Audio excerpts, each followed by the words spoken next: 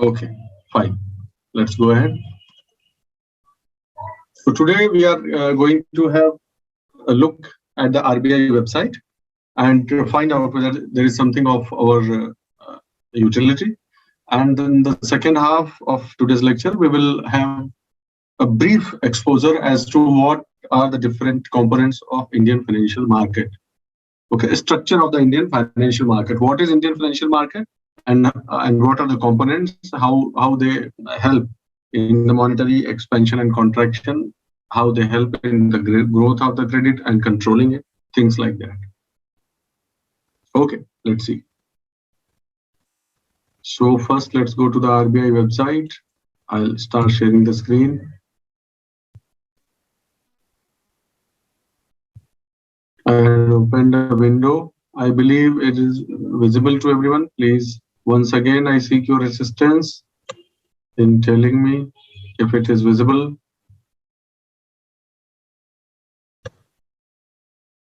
Okay, friends, thank you.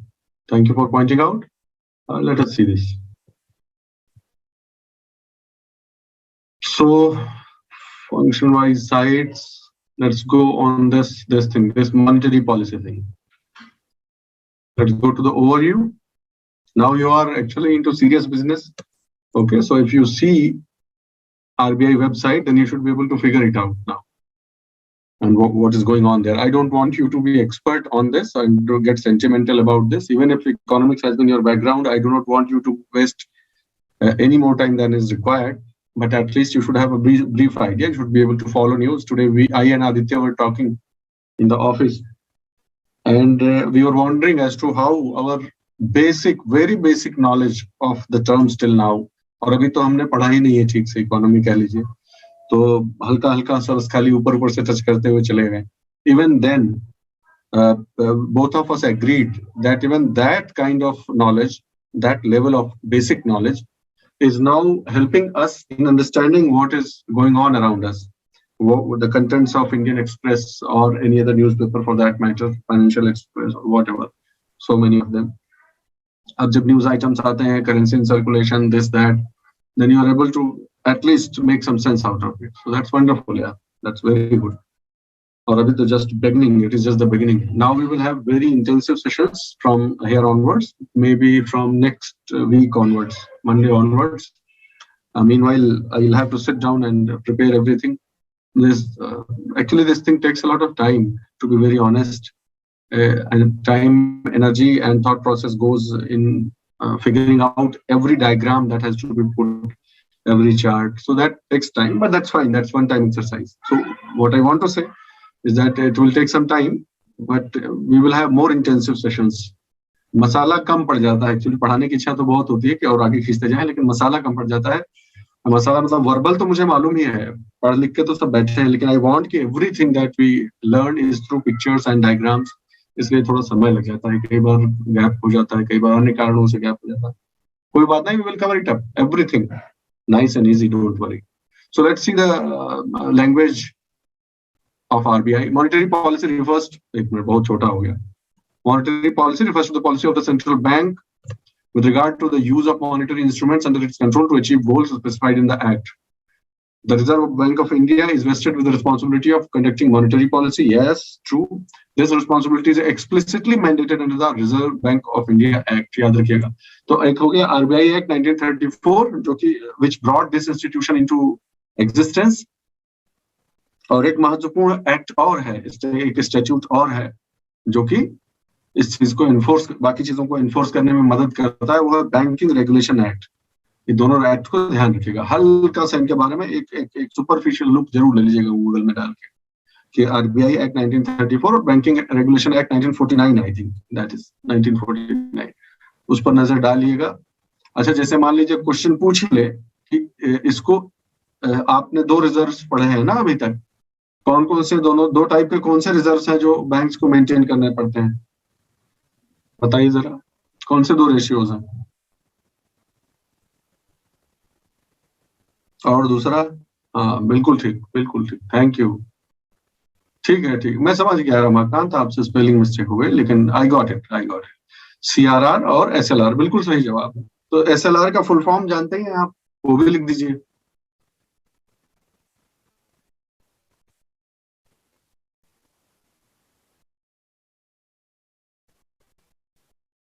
बिल्कुल सही। बस बस रुक जाइए, बस रुक जाइए, don't worry don't worry, I just want कि सैंपल पॉपुलेशन को पता होना चाहिए।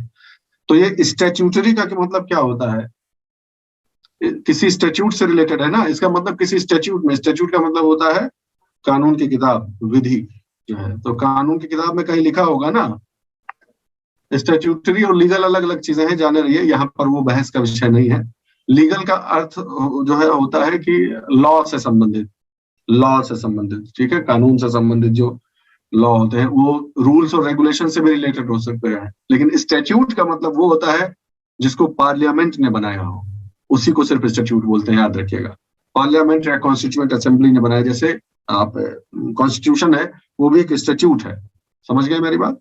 तो लॉ तो हम भी बना सकते हैं अपने ऑफिस के बारे में, मान लीजिए कुछ लॉज हम बना दें, कोई कहता है कि यहाँ पर थूकना मना है, समझ गए, तो रूल्स रेगुलेशंस वो भी लॉ का फॉर्म ले सकते हैं। लेकिन स्टैट्यूट जब शब्द यूज किया जाए तो समझ जाइए कि ये कहीं ना कहीं हाईएस्ट, इसका सोर्स जो है वो कहीं ना कहीं कॉन्स्टिट्यूशनल पावर से है ना, लेजिस्लेटिव पावर से।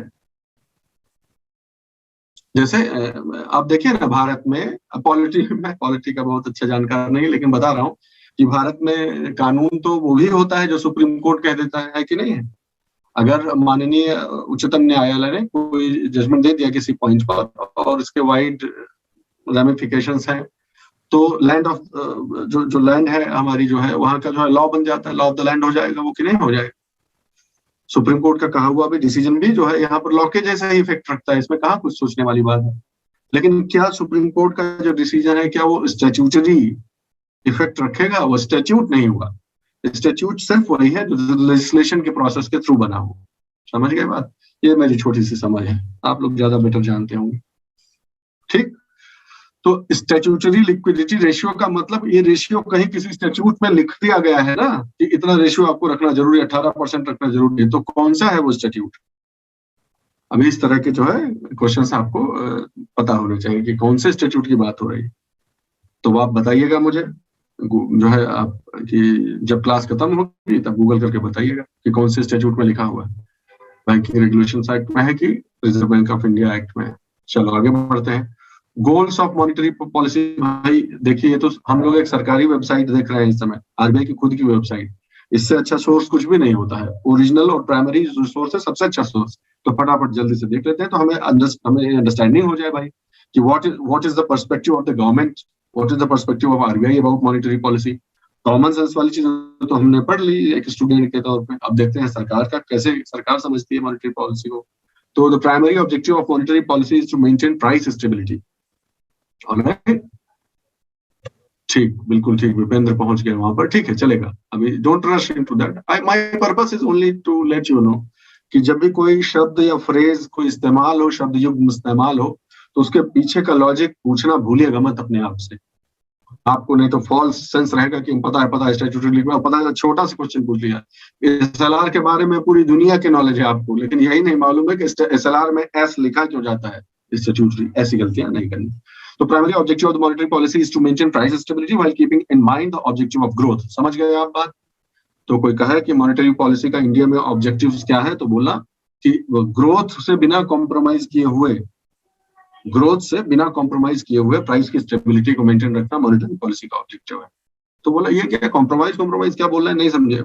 ग्रोथ पर फोकस करेंगे तो कॉम्प्रोमाइज क्या हो जाएगा? तो बोले कि भाई ग्रोथ जब होती है किसी इकोनॉमी में तो इन्फ्लेशन का खतरा रहता है कि नहीं होता? जब एक्सपैंड करती है इकोनॉमी तो इन्फ्लेशन का खतरा रहेगा। अगर लोगों की परचेजिंग पावर जिस रेट से बढ़ रही है, लोगों की इनकम जिस रेट से बढ़ रही है, अगर इकोनॉमी का आउटपुट उस रेट से नहीं बढ़ रहा है तो इन्फ्लेशन का खतरा रहेगा कि नहीं? बताओ भाई, सिंपल सी बात है। यानी कहने का अर्थ क्या कह रहा हूँ कि लोगों के पास डिमांड करने की हैसियत है, परचेजिंग पावर है, लेकिन सप्लाई नहीं है। तो जो डिमांड, लॉ ऑफ डिमांड और लॉ ऑफ सप्लाई पढ़े हो, तो अगर डिमांड खूब हो और सप्लाई कम पड़ जाए तो क्या बढ़ेगा?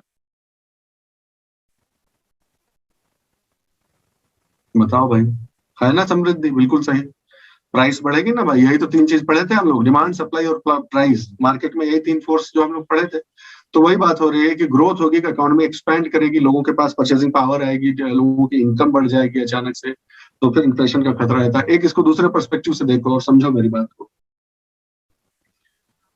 सर्विस सेक्टर अगर अचानक से कहीं पे बूम कर जाए, और बहुत ध्यान से सुनना मेरी बात, सर्विस सेक्टर अचानक से बूम कर जाए और इकोनॉमी जो है वो, मान लो एक ऐसी इकोनॉमी है जो मेनली एग्रेरियन इकोनॉमी रही है, ठीक है, एग्रीकल्चर पर मेनली डिपेंड रही है, बहुत समय तक निर्भर रही है, और वही उसका मेन जो इकोनॉमिक जिसे कहते हैं स्टेपल फूड, वो वही है इकोनॉमी, एग्रीकल्चर ही है। उस इकोनॉमी का मेन स्टे जो है वो एग्रीकल्चर रहा है।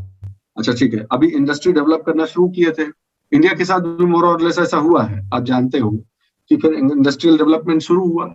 यही एक नॉर्मल सीक्वेंस माना जाता है, कन्वेंशनल सीक्वेंस है ये भाई, कि इंडस्ट्रियल डेवलपमेंट होगा, क्योंकि इंडस्ट्रियल डेवलपमेंट के पास एक स्पेशल चीज होती है, वो होती है कि एक स्थायी स्रोत जो है रोजगार का वो बना सकता है कि नहीं है, जिसपे सीजनल फ्लक्चुएशन का उतना असर नहीं पड़ेगा जैसे एग्रीकल्चर पे पड़ता है।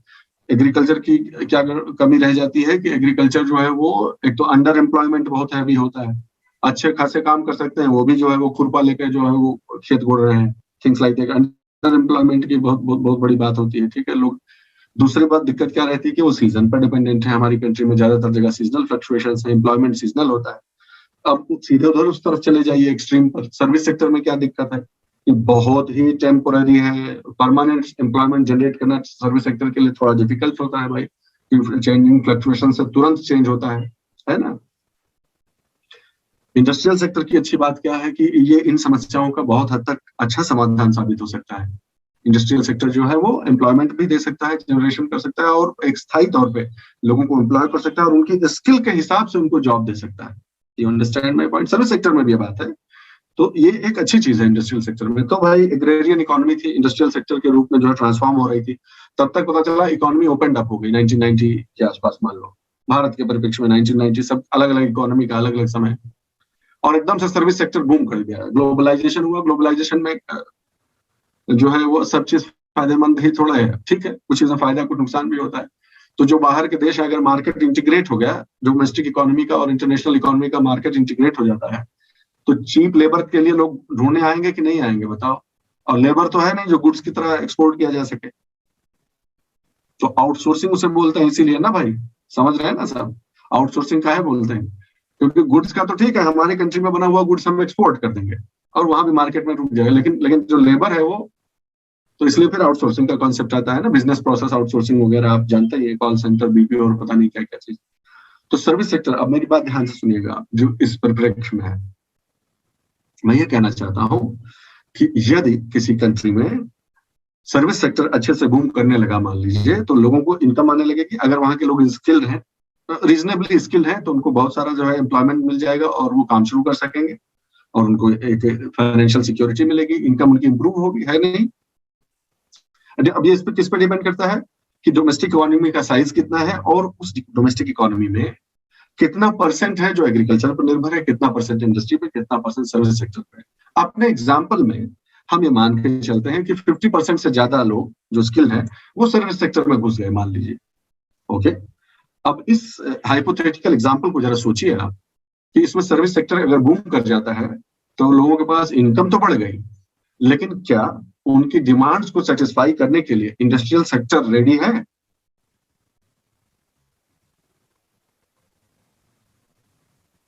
You understand my point? Purchasing power लोगों में आएगी, पैसा आएगा भाई, बाहर से लोग पैसा भेजेंगे, जो लोग आउटसोर्सिंग कराएंगे, बहुत सारी चीजें, लेकिन एक समस्या आएगी, और समस्या क्या है कि हो सकता है कि उसकी डोमेस्टिक जो इकोनॉमी है, इंडस्ट्रियल सेक्टर, वो उसके लिए रेडी ना हो उनकी डिमांड्स को सेटिस्फाई करने के लिए। तब दिक्कत रह जाएगी कि नहीं रह जाएगी? तब क्या होगा, उनकी डिमांड्स को तो घुमा के अभी क्या हो जाएगा इस समय, अगर प्रोडक्शन पीछे रह गया और डिमांड आगे निकल गई लोगों की, तब क्या होगा? इंडस्ट्रियल सेक्टर जो है नहीं पूरा कर पा रहा है, तो क्या बढ़ेगा बताओ? आगे हम वहीं पे, यस, प्राइस और इन्फ्लेशन का इशू आ जाएगा कि नहीं? Exactly my point. अब आप लोग समझ जाएंगे इस चीज को, ठीक है। और इसका असर फिर दूसरा एक आफ्टर इफेक्ट क्या होगा कि लोग थोड़ा रुकने वाले हैं। अब तो इकोनॉमी इंटीग्रेट हो गई ना भाई, क्लोज्ड इकोनॉमी तो है नहीं, तो लोग थोड़ा रुकने वाले हैं।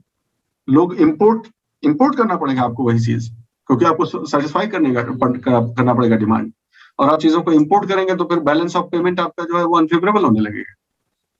स्पेशली अगर वो इंपोर्ट कंजम्पशन के नेचर के हैं। अब हर एक लाइन एक ही बार में समझ में आ जानी चाहिए, इतना बेसिक्स हम लोग पढ़ चुके हैं, दोबारा कहने की जरूरत ना पड़े कि सर ऐसा क्यों। अब आपको पता होना चाहिए कि मैं क्या बोल रहा हूँ, है ना।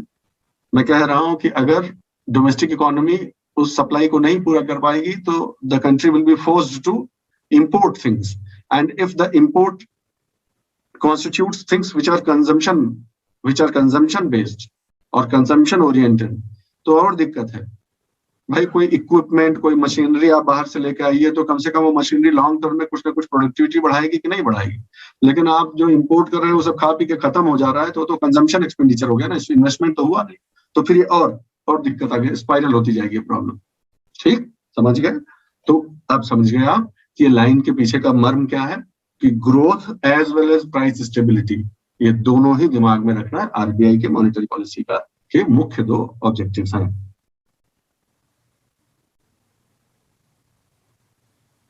In May 2016, the Reserve Bank of India 1934 was amended to provide statutory basis for implementation of flexible inflation targeting। मैंने आपको बताया था, याद आया कि जो है धीरे धीरे, वैसे तो 1991 से ही, 1972 के बाद से ही, 1971-72 के बाद से ही एक अप्रोच में थोड़ा चेंज तो आ ही गया था कि जो कंट्रोल्ड एक्सपेंशन की पॉलिसी है उससे निकलकर इन्फ्लेशन टारगेटिंग की तरफ चले गए थे, और बहुत सारे ट्रायल एरर किए हमने। फिर 20 साल बाद 1991 में इकोनॉमी ओपन हो गई, कुछ और नया एक्सपीरियंस हुआ एक्सचेंज रेट से संबंधित, और फिर हमें समझ में आया कि एक और ऑब्जेक्टिव है जिस पर ध्यान देना है, और वो है फाइनेंशियल स्टेबिलिटी। यहाँ तक तो आप जानते हैं। अब मैं आपको बता रहा हूँ कि एक प्रॉपर 2016 में एक प्रॉपर मॉनेटरी पॉलिसी कमेटी, मैंने बताया था कल, हमने वी लर्नड इट यस्टरडे कि भाई 2016 से कुछ महत्वपूर्ण चेंज हुए हैं। एक तो मॉनेटरी पॉलिसी कमेटी बनाई गई जो कि 2 महीने में, हर 2 महीने में अब मॉनेटरी पॉलिसी को अनाउंस करती है। ये सब तो आपको ध्यान ही होगा। अब तीसरा पॉइंट 2016 से संबंधित तीसरा पॉइंट आपके सामने है कि एक फ्लेक्सिबल इन्फ्लेशन टारगेटिंग फ्रेमवर्क बनाया गया है, गाइडलाइन जैसे एसओपी बना दी गई है अभी कंट्री में, और उस पर सही कहीं सवाल ना आ जाए इसलिए हम आज उसे देखेंगे क्या होता है। कोई बात नहीं, आगे बढ़िए। The amended RBI act also provides for inflation target to be set by the government of India in consultation with RBI once in every 5 years। अच्छा, ठीक है। Accordingly, the central government notified in the official gazette 4% CPI inflation as the target for the period so and so 21 तक, with upper tolerance limit of 6, मतलब 2 ऊपर 2 नीचे। अब ये क्या बात कही जा रही है समझ लो इसको। यहाँ पे पहला पॉइंट एक इंपॉर्टेंट पॉइंट बताया गया भैया, कहीं प्रीव्यू में स्टेट पीसीएस के पूछ ले तो तैयार रहना। ये जो गवर्नमेंट का ऑफिशियल टारगेट है, कंज्यूमर प्राइस इंडेक्स का जो इन्फ्लेशन रेट है, उस इन्फ्लेशन रेट याद है सबको, इन्फ्लेशन रेट वगैरह। कंज्यूमर प्राइस इंडेक्स याद है कि एक बास्केट बनाए थे, बास्केट में आलू रखे थे, टमाटर रखे थे और गोभी सब पता नहीं क्या क्या रखे थे, और उसमें फिर हम लोग तय किए थे कि इसका पिछले साल कितना प्राइस था और अगले साल कितना प्राइस है कंज्यूमर के लिए। याद आ गया ना। तो वही कंज्यूमर प्राइस इन्फ्लेशन इंडेक्स है कि किस रेट से बढ़ रही है भाई महंगाई, प्राइस किस रेट से बढ़ रहे हैं। तो ये किया गया। तो बोला कि अगर हम 4% के आसपास रख ले जाएं तो ये एक अच्छा टारगेट माना जाएगा। अब अपर लिमिट है कि 2 उधर 2 ऊपर 2 नीचे, इसके बीच में रहे कहीं तो भी टॉलरेबल है, लेकिन कोशिश करनी है कि 4% पर रहे इन्फ्लेशन, तो अच्छा रहेगा, ना कम ना ज्यादा। The central government notified the following as factors that constitute failure to achieve inflation target। देखिए कैसे से चीजें आती है, ऐसे सवाल आते हैं, डायरेक्ट आ सकता है कि भाई जो है वो भारत सरकार के अनुसार मुद्रास्फीति का जो लक्ष्य है उसको प्राप्त करने में क्या क्या बाधाएं हैं। तो देख लीजिए आपके सामने लिखा हुआ है कि the average inflation rate is more than the upper tolerance level of inflation target for any 3 consecutive years। ये रुक नहीं रहा है, कोशिश तो कर रहे हैं लेकिन ये मैनेज नहीं हो पा रहा है। फिर the average inflation is less than the lower tolerance level for any 3 consecutive। ये कह रहे हैं ये कि ऐसी सिचुएशन आप इमेजिन करिए कि कब माना जाएगा कि फेलियर हो गया है। ऐसे सिचुएशन को इमेजिन करिए कि कब फेलियर माना जाएगा। बाधा वाली कौन कौन सी बाधाएं हैं वो तो आप जानते ही हैं और अभी देखेंगे। ये कह रहा है एग्जैक्टली कि सेंट्रल गवर्नमेंट ने ये जाहिर कर दिया है, नोटिफाई कर दिया है कि यदि 3 साल लगातार, 4 तो हमारा टारगेट है, यदि 3 साल लगातार 6 से ऊपर रह जाए या 2 से नीचे रह जाए तो मान लिया जाएगा कि हम लोग फेल रहे। इन्फ्लेशन को टारगेट करने में। 1-2 साल इधर उधर थोड़ा ठीक है, लेकिन 3 साल लगातार अगर ऐसा हो जाए डिविएशन, तो समझिए कि इन्फ्लेशन टारगेट फेल्ड माना जाएगा। ठीक है भाई।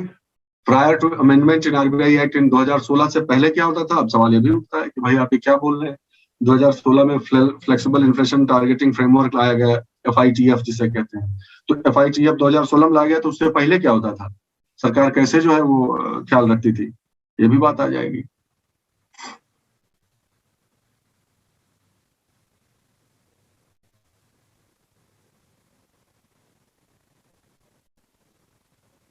क्या नहीं समझा मैं, क्या कह रहे हैं? क्वार्टर और ईयर क्या मतलब? डेटा देखो भाई, सीपीआई डेटा नहीं, दोनों को कंफ्यूज मत करो। सीपीआई और WPI जो डेटा कलेक्शन क्वार्टरली ईयरली का बात नहीं हो रहा है यहाँ पर बात हो रही है कि इन्फ्लेशन ओवरऑल कहाँ देखा जाएगा।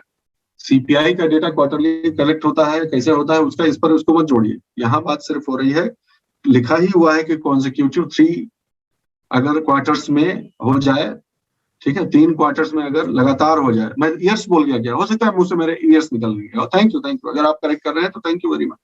क्वार्टर से ऑब्वियसली आपके सामने ही दिख रहा है, ईयर्स हो सकता है निकल गया हो मेरे मुंह से।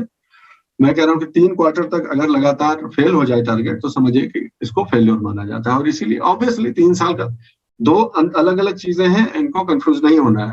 ठीक है, 2 अलग अलग चीजें हैं, ध्यान रखना। देखो मैं दोनों को आपके सामने हाईलाइट कर रहा हूँ, को गड़बड़ाइएगा मत। एक पहली चीज ये, ठीक है, ये 5 साल का विंडो पीरियड है। 5 इयर्स विंडो पीरियड में 2016 से 31 मार्च 2021 तक के इस विंडो में, अब आगे, यदि किन्हीं भी 3 क्वार्टर्स में लगातार अगर इन्फ्लेशन जो है वो जो बैंडविड्थ बनाई गई है, बैंडविड्थ 2 से 6 के बीच में रेंज है, उससे बियॉन्ड अगर ट्रेवल करती है, तो माना जाएगा कि इन्फ्लेशन का टारगेट पूर्ण नहीं हुआ। हाँ, हो सकता है आदिल कि ईयर निकल गया मेरे मुंह से, क्वार्टर होगा, आपके सामने दिख रहा है। Thank you. ठीक है, प्रायर टू अमेंडमेंट क्या होता था भाई? तो ये जो यही टारगेट जो पूरा किया जाता था, वो एक एग्रीमेंट हुआ करता था मॉनेटरी पॉलिसी पर आरबीआई और गवर्नमेंट के बीच में। ये तो आप जानते ही हैं, मैं कई बार बता भी चुका हूं कि आरबीआई और गवर्नमेंट के बीच में ये चीज अग्रीड ही है कि इन्फ्लेशन को मैनेज करने के लिए आरबीआई जितने भी इंस्ट्रूमेंट्स हो सकता है उसका इस्तेमाल करे। क्या है मॉनेटरी पॉलिसी फ्रेमवर्क भाई? ये सब शब्द आ जाए कहीं तो क्या है वो भाई कि कंट्री का जो मॉनेटरी पॉलिसी फ्रेमवर्क है, उसका अर्थ ये हुआ कि जितने भी मॉनेटरी इंस्ट्रूमेंट्स आरबीआई को दिए गए हैं गवर्नमेंट के द्वारा, उसे आवश्यकता पड़ने पर उसका इस्तेमाल होना है। That is all. और मुख्य रूप से क्या है भाई फ्रेमवर्क, आपको सब जानते हैं आप। एक पॉलिसी रेट फिक्स कर देनी है on the basis of assessment of the current and evolving macro economic situation. जैसी भी स्थिति हो उसके आधार पर पॉलिसी रेट को फिक्स कर देना है। और लिक्विडिटी कंडीशंस जैसे मॉड्यूलेट हो रही हैं, ठीक है, उनके आधार पर आप अगर रेपो रेट को एक पॉलिसी रेट घोषित कर दीजिए, ये रेपो रेट जो है वो हमारा पॉलिसी रेट होगा। इस रेपो रेट में हम ये एडजस्टमेंट करेंगे और इसके अनुसार रिवर्स रेपो रेट और मार्जिनल स्टैंडिंग फैसिलिटी और व्हाट एल्स बैंक रेट, ये सब आपस में अपने आप एडजस्ट होते रहेंगे, क्योंकि वो इसी पर निर्भर करते हैं। ठीक, repo rate changes transmit through the money market to the entire financial system, ये ऐसा मानना है। समझते जाइएगा बात को। ये क्या कर, बहुत महत्वपूर्ण लाइन है भाई, गड़बड़ाइएगा मत, ध्यान से पढ़िए। कहते हैं कि repo rate changes the transmit through the money market to the entire financial system. ऐसी उम्मीद है कि रेपो रेट के चेंज करने से जो परिवर्तन आएंगे वो पूरे वित्तीय तंत्र में फैलेंगे, अपना इफेक्ट दिखाएंगे। और उनसे क्या होगा, अल्टीमेटली वो इफेक्ट कहाँ डालेंगे? एग्रीगेट डिमांड पर, लोगों के, पब्लिक के एग्रीगेट डिमांड पर डालेंगे। सही बात है, मनी सप्लाई सीधा सीधा जुड़ा हुआ नहीं है। बताओ, आरबीआई का रेपो रेट, बैंक का लेंडिंग रेट, मार्केट की liquidity, supply of money, aggregate demand, inflation, growth, सब आपस में जुड़े नहीं है। अब तो सीधा सीधा आपको समझ में आ जाना चाहिए, इसी सीक्वेंस में सारे जो है वो जुड़े हैं। ठीक, तो वही उनका कहना है। लेकिन हम जानते हैं, अब आप इससे भी एक स्टेप ऊपर चीज पढ़ चुके हैं, और वो क्या है इस रिस्पेक्ट में? इससे भी ऊपर की चीज आप क्या पढ़ चुके हैं, इससे भी गहरी चीज? इतना आसान नहीं है कि रेपो रेट चेंज करेंगे और सब ऐसे ऐसे हो जाएगा। क्या है उस टर्म का, क्या नाम है जो हमने पढ़ा? इस बारे में। एग्जैक्टली रमाकांत, बहुत बढ़िया, शाबाश। आप जानते हैं मॉनिटरी ट्रांसमिशन या मनी ट्रांसमिशन हमने पढ़ा ना, कि वो जब अच्छा होगा तभी ये इफेक्ट आएगा, नहीं तो हो सकता है कि नहीं उतना इफेक्ट आए। ठीक, फिर क्या कहते हैं, once the repo rate is announced, the operating framework designed by RBI envisages liquidity management on a day-to-day basis through appropriate actions which aim at anchoring the operating target, the weighted average call rate around the repo rate। कुल मिलाकर कहने का अर्थ यह है, वह बतिया कहा जा रहा है कि टोटल जितने भी तरह के कॉल रेट्स हैं, कॉल रेट्स मतलब शॉर्ट टर्म के लिए पैसा आपको किस इंटरेस्ट पे मिल रहा है, समझे। बैंक आपस में जब लेंडिंग वोंडिंग करते हैं तो उनको पैसा आपस में किस रेट पे मिल रहा है उसका एक वेटेड एवरेज निकाल लिया जाए, तो वो रेपो रेट के जो है ना, वो रेपो रेट के आसपास रहा तो अच्छा है। उससे साबित हो जाता है कि जो है वो लिक्विडिटी जो है मार्केट में एकदम बैलेंस बनी हुई है। अगर रेपो रेट से कहीं ज्यादा पैसा देके भी लोग पैसा खरीदने को तैयार है, इस सब सिचुएशन है, तो ये एक्सट्रीम्स की तरफ इशारा करता है। समझ गए बात को। तो रेपो रेट में और बैंक्स के जो कॉल रेट है उनमें अगर सामंजस्य रहे, संतुलन रहे, तो समझिए मॉनिटरी ट्रांसमिशन हो रहा है। रेपो रेट में बढ़ाया तो वो भी उसी हिसाब से बढ़ा, इसको घटाया तो वो भी उस हिसाब से घट गया, तो समझिए कि मॉनिटरी ट्रांसमिशन हो रहा है। Is that clear? Very simple. The operating framework is fine tuned and revised. ठीक है, ये सब परेशान होने की जरूरत नहीं है। ओके, मॉनिटरी पॉलिसी का प्रोसेस ये देख लीजिए। हम लोग बात करते थे ना कि एक मॉनिटरी पॉलिसी कमेटी बनाई गई है ना, तो एक नजर देख ही लो भाई। ये तो रहे कि हम ये भी देखे हुए हैं, ऐसा नहीं रहे कि एकदम कि बोले तो थे सर लेकिन पता नहीं लगा कभी कि क्या होता है। तो the first such monetary policy committee और कॉन्स्टिट्यूटेड इन 2016, ये तो आप जानते ही हैं। अभी का जो present monetary policy committee members हैं 2020 अक्टूबर से, वो देखिए ये लोग हैं। चेयरमैन चेयरपर्सन कौन होता है मॉनिटरी पॉलिसी कमेटी का? सिंपल सिंपल सीधा सवाल है, सोचो। Ex officio governor of the reserve bank of India. Ex officio मतलब क्या हुआ कि जो भी चेयरमैन होगा, चेयरमैन कोई व्यक्ति परक नहीं रह गई चीज, व्यक्ति परक नहीं है। जो भी गवर्नर होगा आरबीआई का, वो चेयरमैन माना जाएगा। समझ गए बात? उसको बार बार नहीं एडिशनल चार्ज नहीं भाई, नहीं समझो मेरी बात। उसको बार बार नोटिफाई करने की जरूरत नहीं कि अब ये आरबीआई के मेंबर हो गए, गवर्नर हो गए, तो अब ये इसके नहीं, एक बार कह दिया ex officio, just because that particular person is the governor of the RBI will also be the chairperson of this committee. Okay?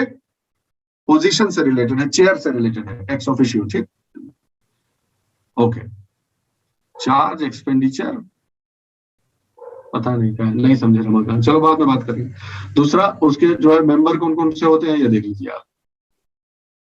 Deputy governor of RBI, one officer of the RBI जो कि nominate किया जाएगा central board के द्वारा। Professor Ashima Goyal, professor Indira Gandhi institute से इनको रखा गया मेंबर। कितनी ऑनरेबल पोजीशन है भाई, बहुत अच्छा।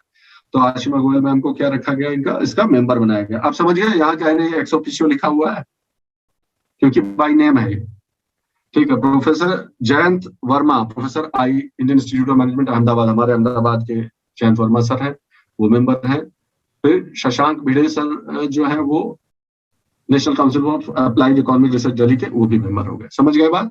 थोड़ा सा प्री टाइप का क्वेश्चन नहीं, प्री टाइप का कहीं जरूरत कर दे।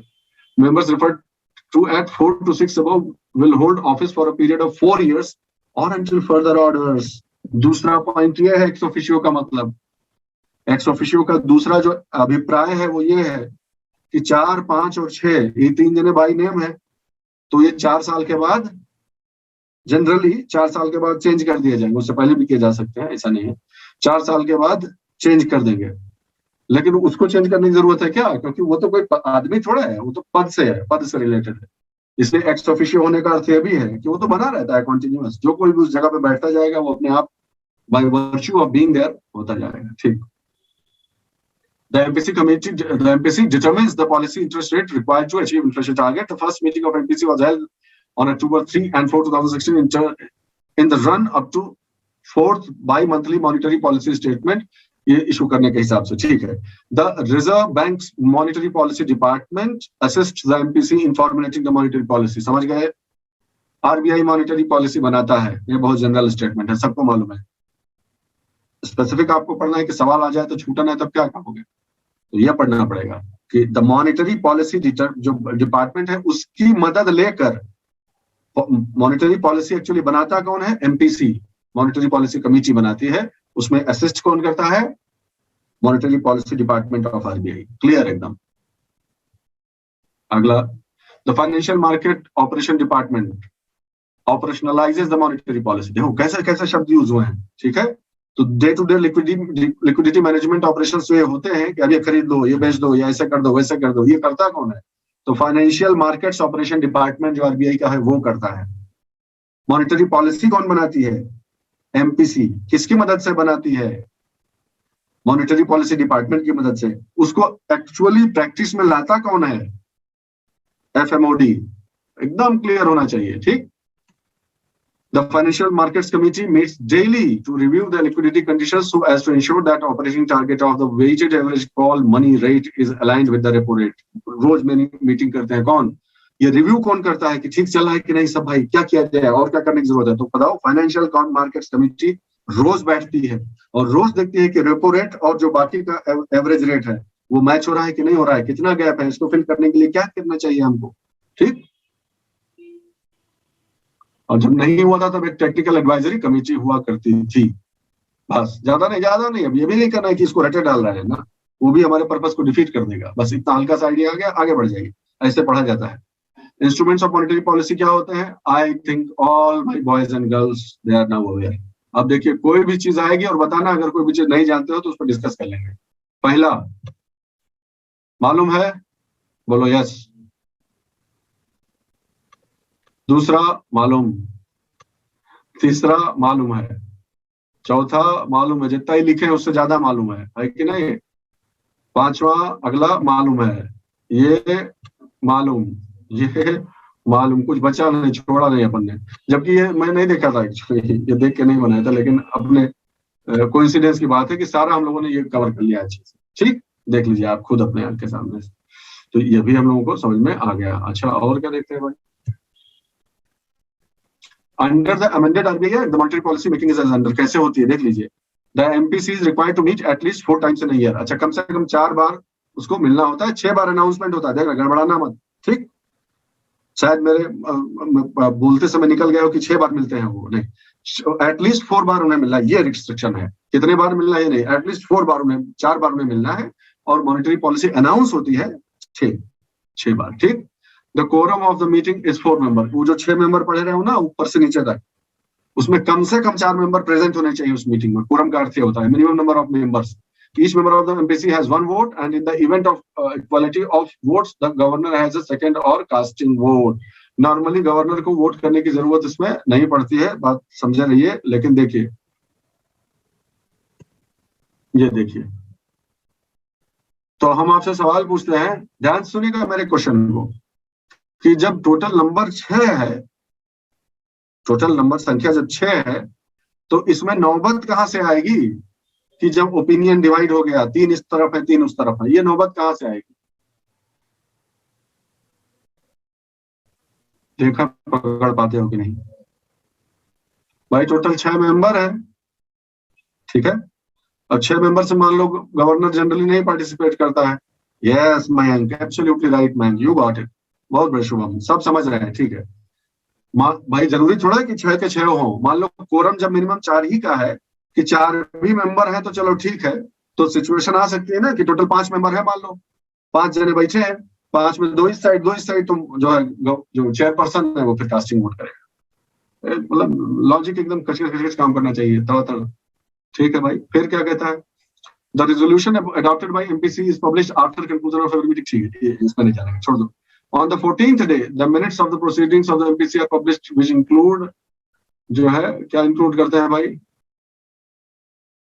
The resolution adopted by MPC is सब ठीक, छोड़ दो, no need। Once in every 6 months RBI is required to publish a document called monetary policy report। याद रखना, इसे इंपॉर्टेंट है ये, ठीक है। मॉनेटरी पॉलिसी रिपोर्ट 6 महीने में जो होती करना पड़ता है। Sources of inflation and the forecast of inflation for 6 से 18 मंथ्स जो आगे आने वाले हैं। आपका क्या मानना है कि किधर जाएगा इन्फ्लेशन, ऐसा फोरकास्ट। ज्यादा लोड लेने की जरूरत नहीं है। ये दो जो है समझिए हो गए। लीगल फ्रेमवर्क की बात आई थी ना कि इसके पीछे, ये सब करने के पीछे जो है वो सत्ता कहां से आती है। तो आरबीआई एक्ट 1934 है, और reserve bank of India monetary policy committee and monetary policy process regulations 2016, वही जो बताया था ना कि 2016 में एक महत्वपूर्ण चेंज हुआ था, वो यही है। ठीक, अब देखो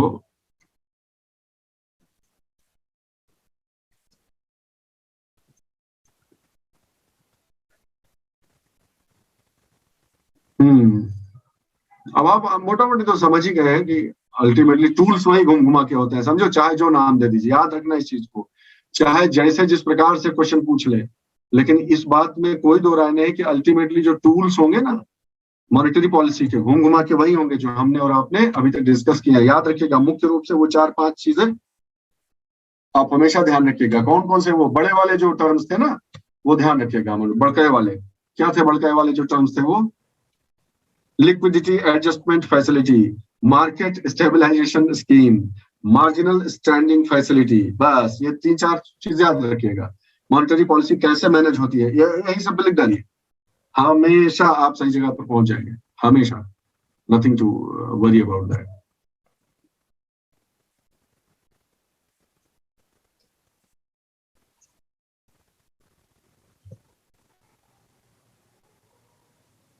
देख लेते हैं क्या कहना है भाई, क्या होता है।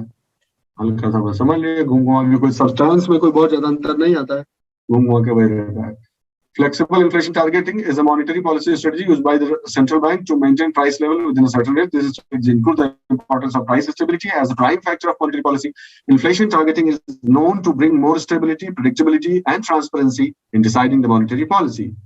इंडिया को क्यों जरूरत है, ये सब हमको मालूम है कि क्यों जरूरत है। इंडिया में कैसे होता है, ये होता है ड्रॉबैक बता दिया, घूम घुमा के देखा, कुछ ऐसा कुछ नया या अलग से होने वाली चीज नहीं होती है, होगी भी कहां से भाई, सिंपल सी बात है, कोई नई चीज थोड़े आ जाएगी, लेकिन घूम घुमा के होगा भाई। ये दिया हुआ है inflation forecast targeting for India and outline of analytical framework. बहुत सारा चीज आपको मिल जाएगा लिटरेचर इस पर, लेकिन बहुत ज्यादा परेशान होने की जरूरत है। ओवरव्यू बस खाली देख लीजिए, और क्या 6 जो प्रिंसिपल्स होते हैं खाली वो जान लेना। इसको मैं आपके नोट्स में भी बना के दे दूंगा, चिंता करने की जरूरत नहीं, लेकिन आज देख लीजिए जल्दी से। ये प्राइमरी सोर्स है गवर्नमेंट का, सिर्फ इसलिए मैं जनरली अवॉइड करता हूँ इस तरह से, मुझे ये टाइम की किलिंग लगती है, लेकिन ये प्राइमरी सोर्स है। आपको धीरे धीरे आना चाहिए कि भाई जरूरत पड़ने पे पढ़ना पड़े किसी वेबसाइट से, गवर्नमेंट सोर्स से, तो आपको कंफर्ट रहे। तो कहते हैं कि since the central bank's own forecast ऐसा therefore inflation forecast targeting is systematic operational targeting होती है। इससे मैंने पढ़ने की जरूरत नहीं, सीधे ये देखिए box 1 6 principles of inflation targeting, that's all. अगर ये 6 प्रिंसिपल आप समझ लीजिए तो बेटर होगा, कुछ जाने की जरूरत नहीं है। The primary role of monetary policy is to provide a nominal anchor, low, stable, long-run inflation expectations for the economy. The weights given to any other objective must be consistent with this. क्या कह रहा है इस line से? बहुत बढ़िया बात कह रहे हैं आरबीआई कि मॉनेटरी पॉलिसी का, मुद्रा नीति का जो प्रमुख लक्ष्य है वो क्या होना चाहिए कि एक जो है वो खूंटा जैसा गड़ा रहे, वो खूंटे जैसा एंकर जैसा बिहेव करे, कि बहुत ज्यादा भटकने न दे। किसको ना भटकने दे? इन्फ्लेशन के रेट को स्टेबल रखे और लो रखे, विद इन द लिमिट्स रखे, पहला। फिर कहता है अगला सेंटेंस भी इंपॉर्टेंट है कि बाकी कोई भी गोल आप बनाइए, और बहुत सारे लक्ष्य होंगे और भी मॉनेटरी पॉलिसी के, लेकिन वो सारे लक्ष्य इस खूंटे को भूलने न पाए कभी, कि मुख्य जो मुद्दा यही है, इन्फ्लेशन की स्टेबिलिटी, प्राइस की स्टेबिलिटी जो है वो मुख्य मुद्दा हमेशा रहेगा। Number 2, effective inflation targeting has beneficial first order effects on welfare by reducing uncertainty. अनिश्चितता को कम करता है। इन्फ्लेशन से संबंधित जो एप्रीहेंशन या एक्सपेक्टेशंस है उन्हें जो है वो काबू में रखता है। और जो बूम बस्ट साइकिल है, याद आ गया कि या तो बूम हुआ जा रहा है या बस्ट हो गया, फट गया, या तो बहुत एक्सट्रीम में चला गया, खूब बूम बबल बन गया, बूम हो गया, या एकदम बर्बाद हुआ जा रहा है। तो इन दोनों को भी कंट्रोल में रखने वाली बात जो हमने की थी कि मनी सप्लाई को अगर अच्छे से कंट्रोल किया जाए तो इन्फ्लेशन को कंट्रोल किया जा सकता है। तीसरी बात, fiscal and other government policies make the task of monetary policy easier and more credible और more difficult and less credible. सही बात है कि नहीं है? अब मॉनेटरी पॉलिसी का सीधा संबंध किस चीज से है कि क्रेडिट को कंट्रोल करना, क्रेडिट का जो ग्रोथ रेट है उसे रेगुलेट करना, और इन्फ्लेशन को, यानी प्राइस और इन्फ्लेशन को रेगुलेट करना, है ना। और फाइनेंशियल स्टेबिलिटी, कि कोई शॉक है बाहर एक्सटर्नल तो उससे स्टेबिलिटी रहे। 3 हो गया। अब तुम समझो बात को कि अगर मॉनेटरी पॉलिसी की रिक्वायरमेंट ये है इस समय कि क्रेडिट जो है, क्रेडिट की जो ग्रोथ है वो कंट्रोल में रहे थोड़ा, तो ठीक है। बहुत इन्फ्लेशन हो जाएगा सर, बहुत इन्फ्लेशन हो जाएगा, और पता चला उस तरफ गवर्नमेंट जो है, इलेक्शन का ईयर मान लीजिए आ रहा है, मैं सिर्फ हाइपोथेटिकल बात कर रहा हूँ, मान लीजिए इलेक्शन का ईयर आ रहा हो और गवर्नमेंट इस बात पे, जो भी सत्ताधारी पार्टी है वो इस बात पे उतारू हो जाए कि जो है चाहे डेफिसिट फाइनेंसिंग करनी पड़े, लेकिन इस साल का बजट जो है खूब बांटो पैसा, वेलफेयर एक्सपेंडिचर करो और ये करो, समझे मेरी बात को? अगर इस तरह का फिस्कल पॉलिसी हो गई ना, ये फिस्कल पॉलिसी हो गई, टैक्स माफ कर दो, ये कर दो, वो कर दो, इस तरह की बात होने लगे अगर, तो फिस्कल पॉलिसी जो है वो इस तरह से चले और मॉनेटरी पॉलिसी की रिक्वायरमेंट कुछ और, तो कॉन्ट्रडिक्शन हो जाएगा कि नहीं? मॉनेटरी पॉलिसी का सब क्या कराया धरा रह जाएगा, फिस्कल पॉलिसी उसे बर्बाद कर देगी।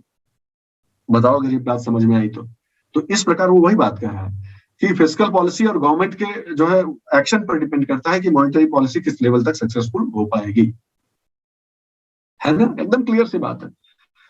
फिर because of lags in the monetary transmission mechanism, अब आप जानते हैं, देखो अब सीधे इस पे चले आते हैं अगर आरबीआई की वेबसाइट पे, तो क्या समझ में आता कि मॉनेटरी ट्रांसमिशन क्या कहलाता है? अब देखो लिखा हुआ है, lags in the monetary transmission mechanism and concerns for deviations of output from potential, concern for deviation of output from potential, यानी जितना हमारे पास क्षमता है उतना आउटपुट नहीं हो पा रहा है, ऐसी कोई कंसर्न है, as well as of inflation from the long run target following shocks, it is not desirable to aim at keeping inflation exactly on the target।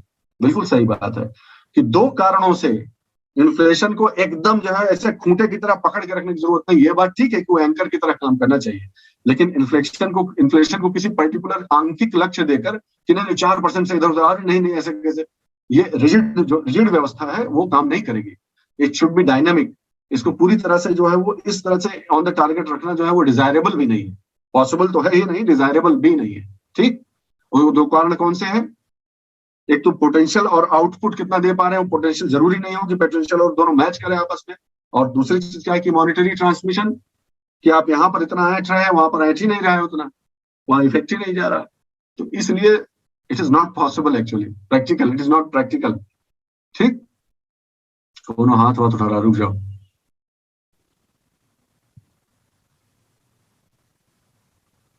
Atul बोलिए, अतुल।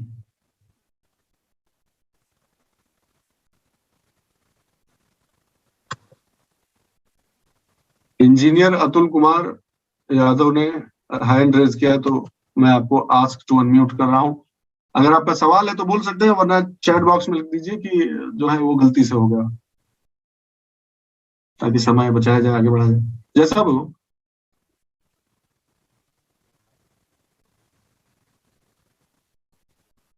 हैंड रेज करके भाग लिए क्या? चलो कोई बात नहीं, ओके वापस आ जाइए अपने इस पे।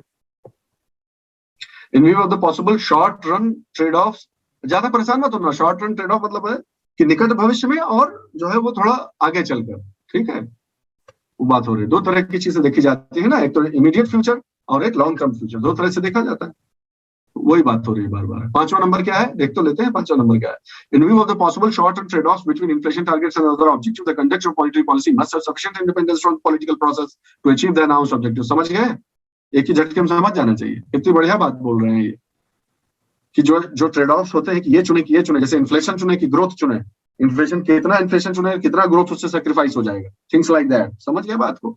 तो ये जो इफेक्ट्स हैं, ये जो ऑप्शंस हैं, इनमें चूज करने की जो फ्रीडम है, उसमें आरबीआई को कॉल लेने की स्वतंत्रता होनी चाहिए। मॉनेटरी पॉलिसी को ये स्वच्छंदता, ये आत्मनिर्भरता होनी चाहिए कि वो उसमें सही डिसीजन ले सके ऑन द बेसिस ऑफ उस समय की जो माइक्रो इकोनॉमिक कंडीशन है उसके आधार पर। इसमें किसी तरह का पॉलिटिकल इंटरफेरेंस नहीं होना चाहिए।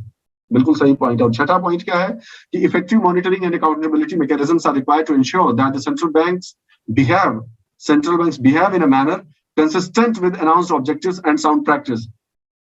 फ्रीडमैन एंड लैक्सटन का ये सारा 6 पॉइंट बोला है कि इन्फ्लेशन टारगेटिंग में क्या क्या पॉइंट होने चाहिए। तो ये कहता है कि मॉनिटरिंग और अकाउंटेबिलिटी मैकेनिज्म डालनी चाहिए कि जवाबदेही हो सबकी, ताकि जो सेंट्रल बैंक है आरबीआई है, वो जो आरबीआई के ऊपर भी एक पॉलिसी होनी चाहिए। यही कहना चाह रहे हैं कि एक सेंट्रल बैंक जितने भी कंट्री के, किसी भी इकोनॉमी के हो, वो रिस्पॉन्सिबली बिहेव करे और जरूरत पड़ने पर जो है, आवश्यकता पड़ने पर उनका जो उनके एक्शंस का रिव्यू किया जा सके कि क्या सही है क्या गलत है। फाइन, बिल्कुल टेंशन लेने की जरूरत नहीं है, ये सब आवश्यकता पड़ेगी तो नोट्स में। अब आप ये भी समझ गए कि फ्लेक्सिबल इन्फ्लेशन टारगेटिंग फ्रेमवर्क के 6 प्रिंसिपल्स क्या है। इससे ज्यादा कुछ ना पढ़िएगा मॉनेटरी पॉलिसी में, इससे ज्यादा नहीं पढ़े आप। सिर्फ आपको एक ही काम करना है मॉनेटरी पॉलिसी से संबंधित, और वो क्या है, न्यूज़पेपर में आने वाले सभी इस तरह के आर्टिकल्स को समझने का प्रयास करना। That's all. कोई टेक्स्ट बुक कहीं कुछ नहीं, कोई सोर्स नो, जो आपको नोट्स हम लोग सप्लाई कर देंगे बस, दैट्स इनफ। उससे ज्यादा की आवश्यकता नहीं है। You can rest assured with confidence. उससे ज्यादा कोई किताब पढ़ के देख लो, अपने आप ही छूट जाएगी। पढ़ने बैठोगे तो नहीं समझ में आएगा, मजा नहीं आएगा। तो that was all about a little bit of, भाई आरबीआई के बारे में पढ़े हैं तो आरबीआई के बारे में देख भी लिया हमने। अब हल्का सा ये भी समझ लीजिए, फिर आपको छोड़ेंगे, ठीक है। देखो बात को समझो कि कुल मिलाकर पैसा फ्लो कैसे होता है। इतना हम लोग समझ रहे हैं, सारा चीज जान रहे हैं, पैसा एक्चुअली मार्केट में फ्लो होता कैसे है, इतनी सारी बात अगर कर डाली तो ये भी जान लेते हैं। एक तो वो चित्र आपको याद होगा जो चित्र हम बनाए थे हम लोग, कि एक तरफ आरबीआई है, उसके बाद बैंक है, उसके बाद पब्लिक है ना। तो घूम घुमा के वही बात होने जा रही है। तो बैंक आपस में, बैंक पब्लिक, बैंक और फाइनेंशियल इंस्टीट्यूशंस पब्लिक, बहुत सारे कंपोनेंट है ना पैसा से डील करने वाले। समाज में, मार्केट में, इकोनॉमी में बहुत सारे अलग अलग अंग है ना, जो जहां से होकर पैसा गुजरता है, फ्लो करता है, मॉनेटरी फ्लो जहां से होता है। तो वही बात हम समझने का प्रयास कर रहे हैं कि मनी कैसे फ्लो होता है, एक्चुअली इंस्टीट्यूशनली कैसे फ्लो होता है। अलग अलग संस्थाओं के माध्यम से मनी जो फ्लो होता है उसी को फाइनेंशियल सिस्टम कहते हैं, कुछ और नहीं है, नया नहीं है, ठीक है। तो फाइनेंशियल सिस्टम के दो महत्वपूर्ण हिस्सा कोई बोले कि क्या है, तो बोलना एक तो बैंकिंग इंस्टीट्यूशंस पूरे के पूरे, वो तो है ही, और दूसरा जो फाइनेंशियल मार्केट्स है, ठीक है। तो फाइनेंशियल सिस्टम एक बड़ा टर्म है, फाइनेंशियल मार्केट उसका एक हिस्सा है। ओके, जरा समझो, देखो इसको देखेंगे तो आपको समझ में आने भी लगेगा। इस बात को समझिए, एक मिनट।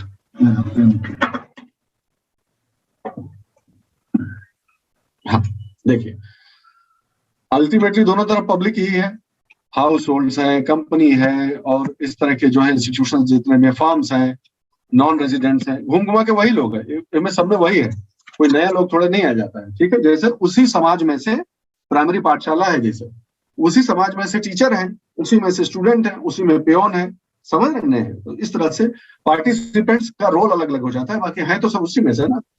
तो देखिए, लेंडर है कोई जिसके पास पैसा फालतू है, वो उधार पर देना चाहता है या इन्वेस्ट करना चाहता है, उसके पास पैसा है, वो उस पैसे को इन्वेस्ट करना चाहता है, ठीक।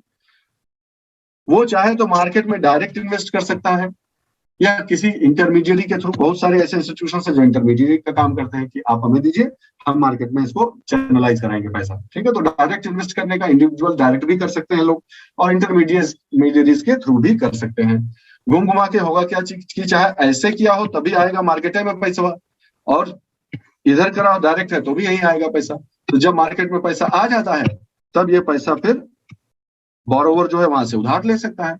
अल्टीमेटली बोरोवर भी हम ही लोगों में से कुछ लोग हैं जिनको जैसी पैसा की आवश्यकता पड़े तो बोरोवर जो है पैसा उधार ले लेता है, ठीक। ये ओवरऑल स्ट्रक्चर सिंपल सा हो गया, क्योंकि इंटरमीडियरी जो है वो एक नया टर्म आपके लिए है, इसलिए मैंने सोचा इसको इंक्लूड करके आपको इंट्रोड्यूस कर दिया जाए कि इसका जो है मतलब क्या हुआ।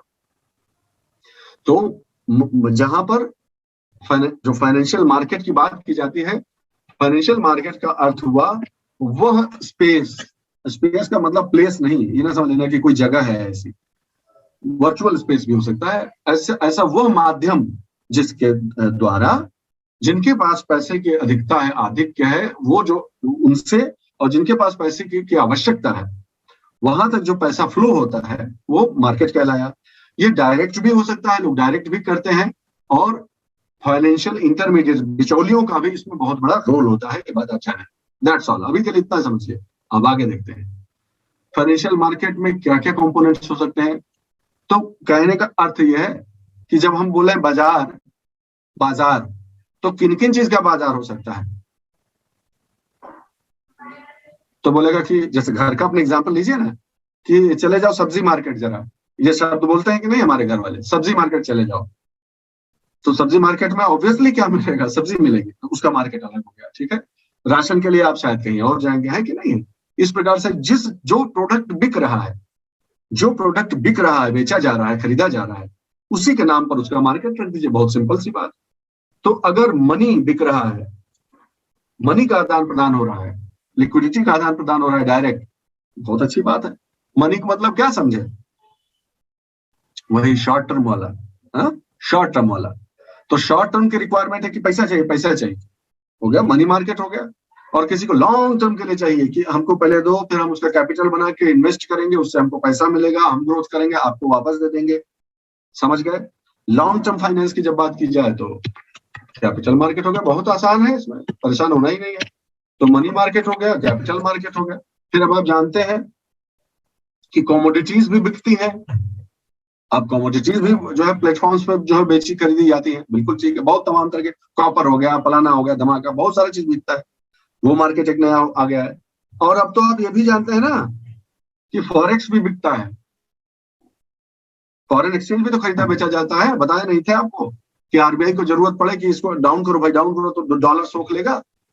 इसी तरह हमको जरूरत पड़े, अगर हम मान लो इंपोर्टर है इंडिया में, तो हमको अगर जो बाहर से माल भेज रहा है विदेश, स्विट्जरलैंड से या कहीं से भेज रहा है मान लीजिए माल हमको, तो हमें उसको पेमेंट करना है डॉलर में, और हमारे पास है रुपया, तो हम रुपए से डॉलर को खरीदेंगे ना, और फिर डॉलर की टर्म्स में पेमेंट करेंगे। ओके, तो ये कहाँ से खरीदेंगे? किसी व्यक्ति से लेंगे। तो यही जिससे हम कांटेक्ट करें किसी को कि भाई हमको फॉरेक्स चाहिए, हमको फॉरेक्स दिलवा दीजिए, वही मार्केट हो गया फॉरेक्स का।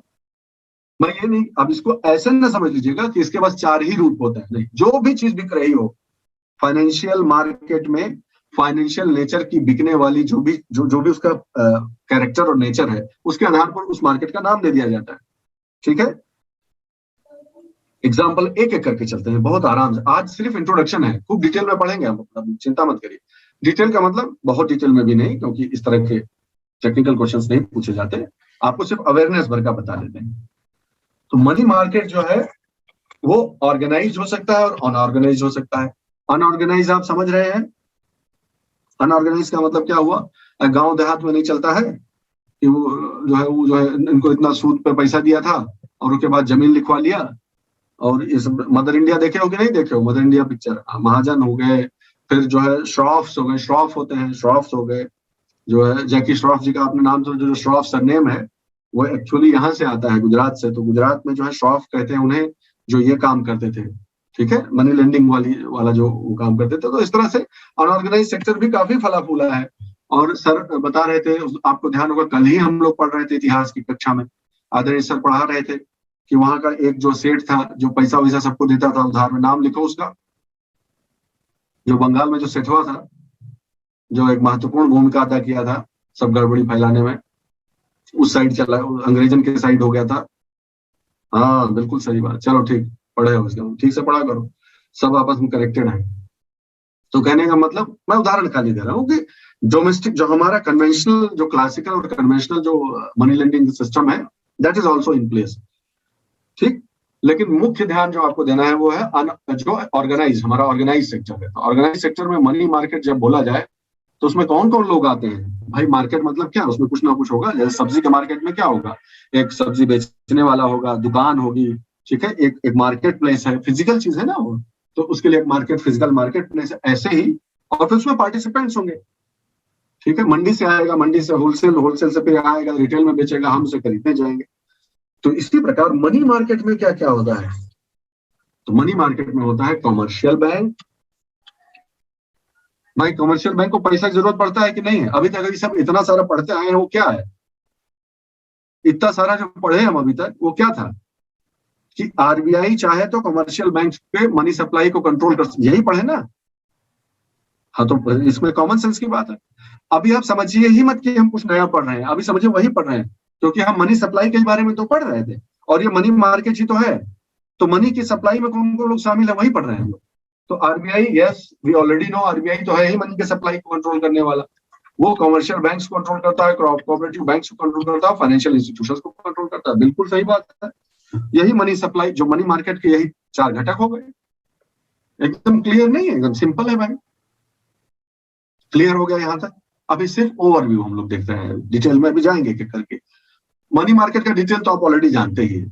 मनी मार्केट की डिटेल आप ऑलरेडी जानते हैं, अंदर के सारा कहानी कि आरबीआई चाहे तो रेपो रेट बढ़ा दे, फिर कमर्शियल बैंक के पास जो है पैसा कम पड़ जाएगा, या जो है सीआरआर को इधर उधर कर सकता है, एसएलआर को कर सकता है, तो बैंक के जो पैसे हैं वो उस तरह से प्रभावित हो जाएंगे। ये सब आप अंदर की कहानी समझते हैं, ठीक।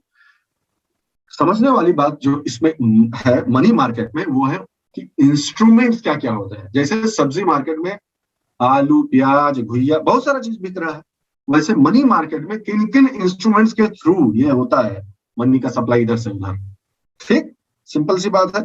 अल्टीमेटली पैसा इधर से उधर जाना है तो उसके बदले में क्या आ रहा है, वो बात हो रही है कि पैसा किस प्रतीक के माध्यम से इधर से उधर होता है। सब्जी में भाई 2 किलो आलू देना है तो उसके लिए पैसा दे रहे हैं आपको, वो 2 किलो आलू देना है। इसी प्रकार यहाँ पर जब एक आदमी दूसरे से मनी लेता है तो उसके बदले में क्या देता है, उसे कहा जाता है मनी इंस्ट्रूमेंट्स, मनी मार्केट के इंस्ट्रूमेंट्स। वो इंस्ट्रूमेंट क्या है भाई, एक दो का नाम लिखो तो अभी तक के आधार पर याद करो। रेपो को याद आता है कुछ, तो रेपो का फुल फॉर्म क्या होता है, लिखो जरा, रेपो का फुल फॉर्म लिखो।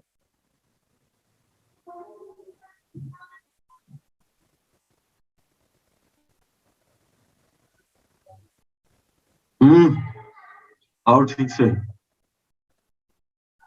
रीपर्चेज है ना, रीपर्चेज होता है ना। तो रीपर्चेज किसका, मान लो हमारे और अनिरुद्ध के बीच में आज कोई डील हो रही है कि अनिरुद्ध जब मान लो कमर्शियल बैंक का, हम आरबीआई है मान लो, ठीक है। तो हम कहते हैं अनिरुद्ध से कि सुनो, अब मान लो आरबीआई को मुझे ये अंदाजा है कि अभी इनकी लिक्विडिटी कम कर देनी चाहिए, नहीं तो मनी सप्लाई बहुत ज्यादा है। अगर ऐसा है तो मैं अनिरुद्ध से क्या कहूंगा कि ये लो एक चीज दे रहे हैं, ये चीज ले लो, अभी पैसा अपना हमको दे दो। मनी सप्लाई कंट्रोल करना है ना अनिरुद्ध की, तो हम क्या कहेंगे कि ये चीज धर लो, आज पैसा हमका दे दो, 3 दिन बाद जो है या 4 दिन बाद, 10 दिन बाद जो है यही चीज हम तुमको वापस दे देंगे, और उसमें थोड़ा सा फायदा भी तुमको दे देंगे, इंटरेस्ट भी दे देंगे, चिंता क्यों करते हो। समझ गए बात। तो कोलेटरल हमने कुछ कोई ना कोई कोलेटरल देंगे हम जो है उसको, और वो बदले में पैसा देगा। तो यही रीपर्चेज एग्रीमेंट, यही तो रेपो है कि हम तुम्हें कुछ दे रहे हैं, गवर्नमेंट सिक्योरिटी या कोई भी चीज दे रहे हैं, उसके बदले में तो हमको पैसा दे दो। उसका एक पहले से तय कर लेंगे अपन कि भाई इतने 1 महीना बाद हम वापस ले लेंगे। तो फिर से वापस खरीद लेने की तारीख और वापस खरीद लेने वाला पैसा दोनों तय हो जाएगा कि भैया देखो इस सिक्योरिटी ले लो, हमका 100 रुपया दे दो, 1 महीना बाद हम इसका 110 दे देंगे तुमको। दूसरा तरीका, कहने का सही तरीका यह है, मैं बता दूं एक्चुअली कैसे होता है। देखिए अनिरुद्ध जी, ये 100 रुपए की गवर्नमेंट सिक्योरिटी है, ठीक है, आप हमें 90 ही दे दो, आज आप हमें 90 दे दो खाली। 1 महीना बाद, 1 महीना बाद हम आपको 90 का 100 रुपया दे देंगे और सिक्योरिटी आप हमको वापस कर दें। ये है रिपर्चेज ऑप्शन। क्लियर, समझ गए बात। एक इंस्ट्रूमेंट तो आप पहले से जानते हैं, चलो रेपो तो आपको मालूम ही है, और इसका ठीक उल्टा कर दीजिए, रिवर्स रेपो हो गया, तो ज्यादा लोड लेने की जरूरत नहीं। अब देखो यार, तो एक तो आप पहले से जानते हैं, इसमें बहुत ज्यादा मैं आपको परेशान नहीं करूंगा, ई वाला चलो पढ़ो जरा, फिर भी पढ़ लेना, कोई बुरी बात नहीं होती है भाई। तो इसको थोड़ा बढ़ा के आपको पढ़वा भी देता हूँ, आपको पता रहे क्या लिखते हैं भाई रेपो में। ये कोलैटरलाइज्ड शॉर्ट टर्म बोरोइंग और लेंडिंग इंस्ट्रूमेंट है। क्या सही बात है ये, क्या इसमें कोई कोलैटरल होता है? हाँ होता है। यही आपको बताया था, याद आया किसी को कि क्योंकि एक कोलैटरल है और उसे वापस खरीद लेने का वादा भी है, इसीलिए ये किससे अलग है, रेपो किससे अलग है। एक और जगह गवर्नमेंट सिक्योरिटीज बेची जाती है लेकिन उसमें वापस खरीदने का कोई वादा नहीं होता है।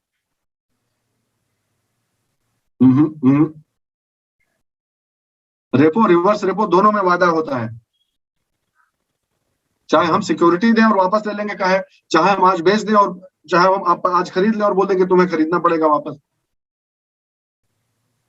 मनी मार्केट की तो बात ही हो रही है। नहीं नहीं नहीं समझे। हाँ अंकिता, शाबाश, आ गया जय, बहुत बढ़िया, शाबाश, याद आ गया सबको। याद करिए, मैंने बताया था आपको ओपन मार्केट ऑपरेशंस, OMO, और स्पेशली ये बल देके बताया था कि याद रखना काम वही यहां भी हो रहा है, लेकिन अंतर इतना है कि इसमें रीपर्चेज करने की कोई बाध्यता नहीं है, हमेशा के लिए बेच दिया, वंस एंड फॉर एवर। चलो ठीक है, याद है आप लोगों को। हाँ, और रीपर्चेज होती है on pre determined rate and rate. इस चीज को समझ लो, अगर ना जान पाए हो तो देखो ध्यान से देखना स्क्रीन की तरफ, सारा इधर उधर से ध्यान हटा के स्क्रीन की तरफ देखिए। आरबीआई बैंक से कहती है कि ये लो गवर्नमेंट सिक्योरिटी, इसकी वैल्यू 100 रुपया है, ठीक है, और इसको 1 महीना बाद हम वापस खरीद लेंगे, आफ्टर 1 मंथ हम इसको वापस खरीद लेंगे। आज तुम्हें हम 90 में ही दिए देते हैं, जो 10 रुपया हुआ तो हर प्रॉफिट हो गया। जब हम वापस तुम हमको दोगे तो हम फिर से तुम्हें 100 रुपया वापस कर देंगे, हो गया। बस यही है, डिस्काउंट पे देना और फिर उस चीज को रिडीम कर देना। तो कब वापस खरीद लेंगे ये भी तय है, और कितने रुपए का तुम्हें प्रॉफिट दे देंगे ये भी तय है। हम ऐसे इस तरीके को बहुत सामान्य तरीके से समझ लीजिए। ओके, ठीक बात। फिर अगला पॉइंट क्या है, forward price is different from spot price, obviously. समझे बात को, वही तो सारी बातें हो रही है। आज की तारीख में आज की तारीख में सही बात है कि इस सिक्योरिटी का दाम 100 रुपया है, लेकिन फॉरवर्ड फ्यूचर में जाके हम उसे डिस्काउंट में देने के लिए तैयार हैं। बिल्कुल सही बात है, यस। तो जनरली ये लोअर होता है, इंटर बैंक रेट से लोअर होता है, ऑब्वियसली। समझे कि नहीं समझे? रेपो रेट जनरली जो बैंक्स आपस में लेन देन करते हैं उससे जनरली ये लोअर होता है। आरबीआई नहीं तो इफेक्ट कर पाएगा, बैंक में आपस में ही लेना देना नहीं रखेंगे हमेशा कि जाओ तुम खड़े रहो अपन हाई रेट लिए हुए, हमको आना नहीं तुम्हारे पास। क्योंकि रेपो रेट अट्रैक्टिव होगा तभी ना वो लोग मनी सप्लाई के लिए आरबीआई पे डिपेंड करेंगे। एक एस्पेक्ट ये भी है देखने का। इंटर बैंक रेट तो सबको मालूम है, कोई कंफ्यूजन होना ही नहीं चाहिए इसमें। इंटर बैंक रेट मतलब एक कमर्शियल बैंक दूसरे कमर्शियल बैंक से जिस रेट पे ले रहा हो, तो उससे रेपो रेट जनरली लोअर रहेगा तो फायदा रहेगा ना। फायदा तभी बैंक को रहेगा, तभी वो मॉनिटरी जो है मार्केट में उतरेगा और इनसे आरबीआई से पैसा मांगेगा, आरबीआई का रोल ज्यादा होगा तभी होगा। पहला ये लास्ट पॉइंट था, लेकिन पहले बता दीजिए, कोई बात नहीं, पहले इसको बता दिया मैंने। ये लास्ट छठा पॉइंट था, पहले से शुरू कर दीजिए आप, पहले से। Call money market. तो कॉल मनी मार्केट क्या होता है भाई? Short term interbank transactions. याद रखिएगा इस चीज को, आरबीआई कहीं पिक्चर में नहीं है। एक बैंक किसी दूसरे बैंक से आपस में ये दोनों बैंक जो करते हैं वो इंटरबैंक रेट की बात हो रही है, गड़बड़ाना मत, ठीक है। आरबीआई भी पिक्चर से बाहर है, बैंक 1 और बैंक 2 इन दोनों के बीच की बात हो रही है। तो शॉर्ट टर्म, ये भी शॉर्ट टर्म के लिए ही है, 1 से लेकर 15 दिन तक का शॉर्ट टर्म का लेन देन होता है ये, ठीक। Bank use this to maintain CRR. हाँ, समझ में आई बात? जब कभी किसी बैंक को जो है एकदम सडनली मान लो कोई पकड़ के पूछ ले कि सीआरआर तुम्हारा मेंटेन है कि नहीं है, तो फटाक से जो है वो दूसरे बैंक से पैसा लेके अपना जो भी रिक्वायरमेंट उसको जो है लेके और आरबीआई के खाते में डलवा देगा कि भैया डाल दो, नहीं तो रोज रोज चेक होता है, तो ये काम नहीं पड़ना चाहिए, नहीं तो पेनल एक्शन हो जाएगा हमारे ऊपर। समझे बात को? तो सीआरआर की रिक्वायरमेंट को पूरा करने के लिए आवश्यकता पड़ने पर बैंक आपस में एक दूसरे से उधार लेके उस रेशियो को किसी तरह से मेंटेन करते हैं, है ना। Interest rate is known as call rate. तो जिस इंटरेस्ट पे एक बैंक दूसरे बैंक को पैसा देता है, जिस रेट पे, उसको इसी को कॉल रेट कहा जाता है। कॉल मतलब यही हुआ कि फोन किया कि भैया पैसा दे दो, कॉल किया तुरंत और पैसा मिल गया, बस यही कॉल रेट है, कोई टेंशन लेने की जरूरत ही नहीं। और वो बहुत तेजी से चेंज होता है।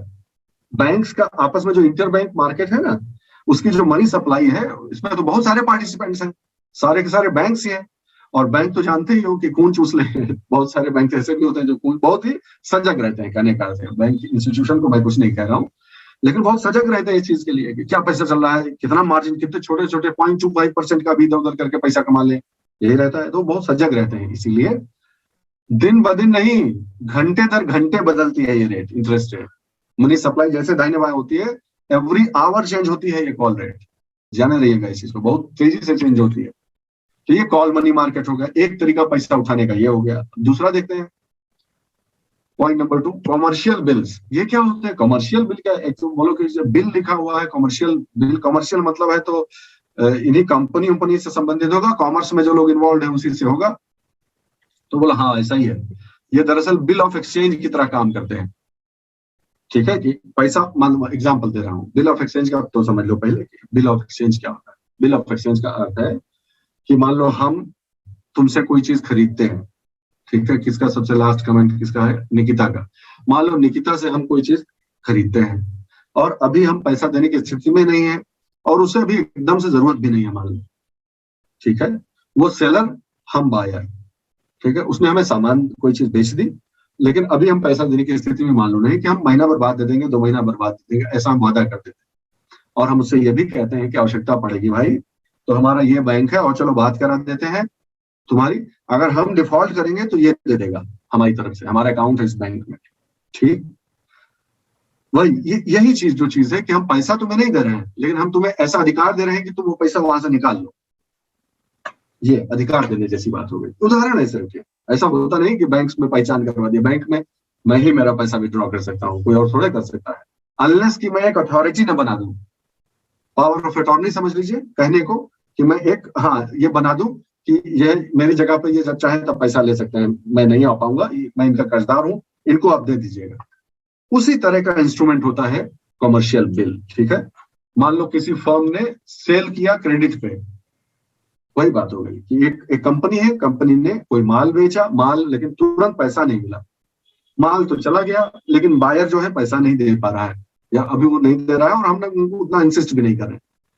कुछ समय बाद अगर मुझे लगता है कि आप पैसा मिल जाना चाहिए तो मैं उसके ऊपर एक बिल रेज करूंगा कि आप मुझे इतना देनदार हो, और वो उसे सर्टिफाई करेगा कि हाँ हम देनदार हैं, ठीक है। और उसका बैंक जो है जरूरत पड़ने पर मैं वो बिल ले जाऊं जो उसने एक्सेप्ट कर लिया है, मेरे द्वारा रेज किया गया एक बिल है कि आप हमको इतना पैसा देनदार हो, वो बायर ने एक्सेप्ट कर लिया है, साइन कर दिया, एक्सेप्ट कर लिया कॉन्ट्रैक्ट की तरह तौर पे, और वो चीज मैं लेकर जाऊं बैंक को और वहां से मुझे पैसा मिल जाए, वहां से मुझे पैसा मिल जाए। ये लाइन देखो लिखी हुई है। हाँ बिल्कुल आदित्य, बिल्कुल almost there, yes. Credit note जैसे क्रेडिट नोट और डेबिट नोट बनते हैं वैसे ही तरह का, ठीक है। तो फिर वो बैंक से आप उसे डिस्काउंट करने का मतलब भुना सकते हैं उसे। और मजे की बात क्या है कि नेगोशिएबल और सेल्फ लिक्विडिटी इंस्ट्रूमेंट है, यह खुद नष्ट होके आपके हाथ में लिक्विडिटी दे जाएगा, ठीक है। और ये नेगोशिएबल भी होता है, ठीक है, इस बात को ध्यान, नेगोशिएबल इंस्ट्रूमेंट्स में आता है। बैंक्स जब इसे एक्सेप्ट कर लेते हैं कि ठीक, तीनों पार्टी अब एग्रीमेंट में आ गए, हम जिसने कहा था कि हमको तुम पैसा देनदार हो, बायर जिसने एक्सेप्ट कर लिया कि हाँ हम देनदार हैं, और फिर वो बैंक में मैं लेकर गया कि आप बताइए कि आप इसको मानते हैं, आप इसकी वैलिडिटी को मानते हैं। जैसे ही बैंक कहेगा कि हाँ हम इसको इंडोर्स करते हैं, इसको हम मानते हैं कि जब जरूरत पड़ेगी आप हमें जब भी लेकर आएंगे हमारे पास तो हमको इतना पैसा देना पड़ेगा, तो करेंसी जैसा हो गया ना, वो नेगोशिएट करिए, आप ट्रांसफर करिए, इस तरह की चीज हो गई ना। तो उस इंस्ट्रूमेंट को कमर्शियल बिल कहते हैं। हुंडी टाइप की चीज नहीं हुआ करती थी, हुंडी जैसी चीज, उससे मिलता जुलता। तो जब बैंक भी उससे कह देता है कि हाँ ठीक है, जब बैंक भी उसे कह देता है कि आप जो है वो इस चीज को कहीं भी किसी को भी बेच दीजिए, ठीक है, उससे उसका फिर यह होता है कि अब मुझे पैसा आज चाहिए, बात समझो, मैं 100 रुपया लेने का हकदार हूं, मैंने जो माल बेचा उसके लिए मान लीजिए 100 रुपया लेने का हकदार हूं, लेकिन क्रेडिट पीरियड 6 महीने का है, मान लो पैसा हमको चाहिए तुरंत, तो हम उसके बदले में 99 लेने को भी तैयार हो जाएंगे कि नहीं, कि दरअसल आज पैसा दो, हम उसको अब उससे जितना 1 रुपये का नुकसान है उससे कहीं ज्यादा हम बना लेंगे। तो ये नेगोशिएशन हो सकता है कि नहीं, और कि आज ही दे दो हमको, चाहे 2 रुपया कम दे दो यार, इसको हम बाद में जो है वो मैं रिकवर कर लूंगा, अभी मैं उतना वेट नहीं कर सकता। तो हर एक ट्रेड का अलग अलग वेटिंग पीरियड होता है, कपड़ा मार्केट का अलग है, ज्वेलर्स का अलग है, किसी में स्पॉट सेटलमेंट होता है कि नहीं भैया हमारे यहाँ उधारी नहीं चलती, इस बिजनेस में उधारी नहीं चलती। जैसे कैश में कोई बिजनेस होगा, हीरे का बिजनेस, डायमंड का कैश में मान लो बिजनेस हो रहा है, तो कोई उधार रखेगा क्योंकि लिखा पढ़ी तो कुछ है ये नहीं है। तो स्पॉट सेटलमेंट है या क्रेडिट सेटलमेंट, दो तरह से हो सकता है। तो क्रेडिट पे जब सेल्स वगैरह होती है तो आदमी को तुरंत जो है वो करना है, अगर इन कैश तो नेगोशिएशन उसका हो सकता है, याद रखिएगा इस चीज। बैंक जब उसे ऑथराइज कर देता है कि हम मानते हैं, इसमें कोई रेगुलेटर नहीं, हम मानते हैं, आप देंगे तो हम आपको भुना देंगे पैसा, तब वो कमर्शियल बिल कहलाया जाने लगता है। जाने रहिएगा, याद रखिएगा, इसका स्कोप जरूर याद रखिएगा, बस इतना याद रखना है कि इसका स्कोप ये है। जनरली सेल परचेज जो है वो उसके लिए पैसा मिलता है आदित्य। जो बायर है, समझ गया ना बात, बायर जो है वो 100 रुपया देने को बाध्य है कि नहीं। ऐसे ये ट्राई पार्टाइट एग्रीमेंट है ना, देखो ऐसे एक ध्यान से देखो, बैंक है, ठीक है, ये बायर है और ये सेलर है। ये एक एग्रीमेंट नहीं कहेंगे, लेकिन ये जो कॉमर्शियल अंडरस्टैंडिंग है वो ये ट्राई पार्टाइट है। तो ये जो बैंक है इसके इंस्ट्रक्शन पे या इसका क्रेडिट, अच्छा ये भी ध्यान रहिएगा कि ये इतना आसान नहीं है कॉमर्शियल, इसका क्रेडिट वर्दिनेस होना चाहिए कि ये ऑनर करेगा, अपने कमिटमेंट को ऑनर करेगा। वो क्रेडिट वर्दिनेस होता है तो बहुत हाई वर्थ और स्टैब्लिश्ड जो एंटिटीज हैं उनमें ये सब चलता है, इस बात को ध्यान में रखिएगा। तो वो जो है वो इसके सेलर इसके ऊपर ड्रॉ करेगा, ध्यान से देखो, सेलर जो है वो इसके ऊपर एक बिल ड्रॉ करेगा। जब ये बिल एक्सेप्ट कर लेगा तो उसे बिल ऑफ ट्रेड बोलते हैं, ठीक है, ट्रेड बिल या बिल ऑफ ट्रेड बोलते हैं कि हाँ है ऐसा है, ट्रेड हुआ है और बिल है।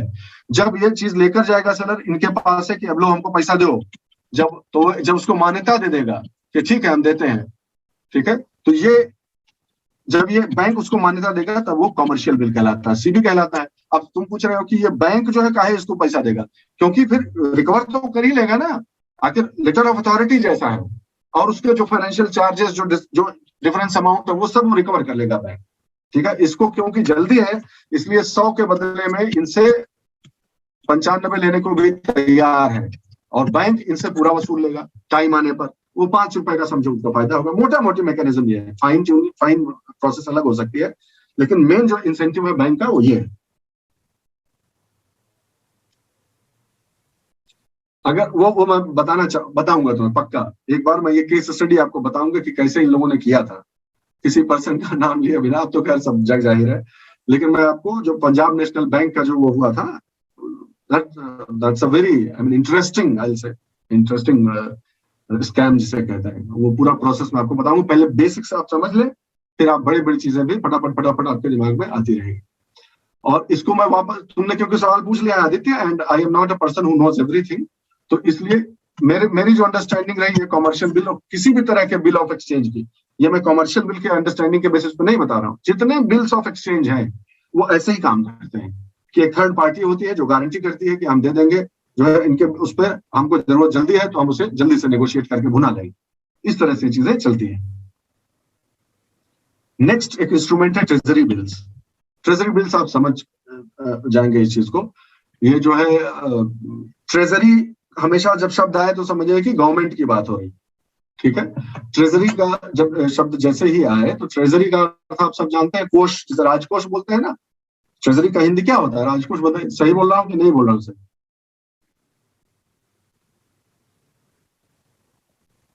आप ट्रेजरी को आप गांव देहात में छोटे शहरों में रहे हुए हैं तो आप जानते होंगे कि ट्रेजरी उसी का मतलब ट्रेजरी के आधार पर, कि मतलब इसमें तो कोई रिस्क होता नहीं, 100% वो है, ठीक है। तो 100% सिक्योरिटी वाली चीज है। जीरो कूपन बॉन्ड्स भी इनका दूसरा नाम जो है वो जीरो कूपन बॉन्ड्स भी रहता है, ठीक है। डीप डिस्काउंट कई बार इनको नाम दे देते हैं, लेकिन ये ट्रेजरी बिल्स के रिस्पेक्ट में है सिर्फ। तो ZCBs क्या होते हैं? वो लेस देन 1 ईयर के मेच्योरिटी वाले इंस्ट्रूमेंट्स होते हैं। ध्यान रखिए, नंबर 1 ट्रेजरी बिल्स क्या है? ऑब्वियसली वो गवर्नमेंट के बिहाफ पे होते हैं, RBI उन्हें इशू करता है गवर्नमेंट ऑफ इंडिया के बिहाफ पे। लेस देन 1 ईयर के मेच्योरिटी के इंस्ट्रूमेंट्स होते हैं, ठीक है। और इशू होते हैं डिस्काउंट पर, पेड होते हैं एट पार पर। ये क्या मतलब हुआ? अरे वही जो अभी रेपो के रिस्पेक्ट में पढ़े थे कि RBI ने, गवर्नमेंट को पैसे का जरूरत है, गवर्नमेंट को पैसे की जरूरत पड़ी, उसने कहा कि आप सुनिए ना, ट्रेजरी बिल इशू कर दीजिए। ट्रेजरी बिल्स इशू हो गए, इशूड एट डिस्काउंट, यानी ट्रेजरी बिल की वैल्यू तय हो गई कि जब आप 6 महीने, चलो समझने के लिए 6 मंथ्स बाद जब आप इस बिल को लेके आएंगे तो हम आपको 100 रुपया देंगे। यह है मान लो बायर, समझते जाओ ध्यान से। Treasury bill issued by RBI, एक बायर ने खरीदा, ट्रेजरी बिल पे लिखा है 100 रुपया, यानी जब ये बायर बेचने आएगा तब इसे गवर्नमेंट 100 रुपया दे देगी, लेकिन उसको मिल गया 90 में ही या 60 में ही या 70 में ही, डिस्काउंट पे मिल गया। तो खरीदते समय डिस्काउंट पे मिल जाता है, जब बेचने जाता है तब उसे पूरा पैसा वापस मिलता है, जो भी उसके लिखा हुआ है ट्रेजरी बिल पे। समझ गए? ये ट्रेजरी बिल है, ठीक। तो इशू के समय जो प्राइस है और रिडेंशन के समय जो प्राइस मिलती है, वही डिफरेंस उसका फायदा हो गया, उस व्यक्ति का वही फायदा हो गया, ठीक। ये ट्रेजरी बिल्स हो गए। गवर्नमेंट को जैसे पैसे की जरूरत पड़ती है, जिस तरह उस समय जिस तरह की परिस्थिति है, माहौल है, गवर्नमेंट चूज कर लेती है कि ट्रेजरी बिल सब इशू करने का समय आ गया है कि इसको जो है करना पड़ेगा। कई बार जो गवर्नमेंट को जब लिक्विडिटी क्राइसिस होती है, ट्रेजरी बिल्स इशू करती है। CD, सर्टिफिकेट्स ऑफ डिपॉजिट, ये क्या होते हैं? बोला ये, इसका सबसे पहले ध्यान रखना है कि डिपॉजिट शब्द आया है ना, डिपॉजिट, तो इसलिए ये बैंक्स और फाइनेंशियल इंस्टीट्यूशन से संबंधित चीज है, पहले ये याद रखना है, कंफ्यूज नहीं होना है। और वो अनसिक्योर्ड होते हैं, उनके उनके जो है उनके लिए जो आदान प्रदान है इसके पीछे कोई कोलेटरल या सिक्योरिटी नहीं होती है, नेगोशिएबल भी होते हैं, वो भी बात ठीक है कि कोई सब फंडा वही काम करेगा जो हमने आपने बात की, जितने की वैल्यू है उससे कम पैसे में मिल गया तो जल्दी मिल गया तो कम कम में भी गुजारा कर लिया, इस तरह की चीज होती है।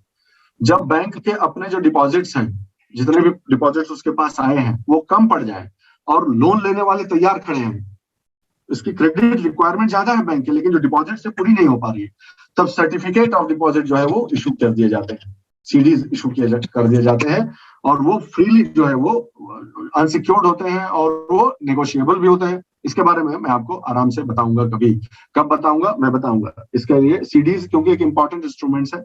अभी इसके बाद के चैप्टर जब आज हम सेशन खत्म करेंगे और अगले उसमें जाएंगे तो उसमें सबसे पहला चीज मैं आपको यही बता दूंगा कि बैंकिंग सेक्टर के जो मेन इंस्ट्रूमेंट्स हैं वो कब और कैसे काम आते हैं और उनमें वो भी शामिल होंगे जो आपका कभी ना कभी हो सकता है पाला भी हमसे पड़ा हो, किस तरह के डिपॉजिट कैसे डिपॉजिट वो बता के वंस एंड फॉर एवर हम इस सूर को सेटल कर देंगे।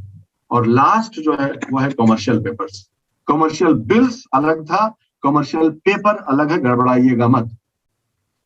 जो एस्टेब्लिश्ड कंपनीज है वो 15 दिन से लेकर 1 साल, इसमें याद रखना, क्या याद रखना कि जो कॉमर्शियल बिल पढ़े थे हम वो किससे रिलेटेड है, सेल परचेज के ट्रांजैक्शन के समय बायर और सेलर के बीच की बात है वो, ठीक।